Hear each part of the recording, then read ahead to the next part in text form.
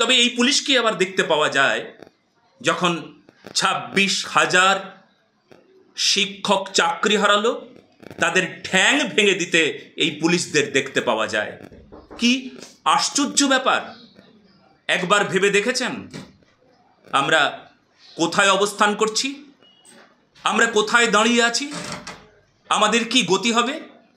হ্যাঁ, এবার দেখুন, আমরা শুধু মালদা নয়, শুধু মুর্শিদাবাদ নয়, শুধু মুর্শিদাবাদে আগুন জ্বলছে না, আগুন কিন্তু চারিদিকে জ্বালানোর ব্যবস্থা চলছে। এটা জেহাদি ষড়যন্ত্র, এটা মৌলবাদী ষড়যন্ত্র। আপনারা সবাই সাবধান হয়ে যান।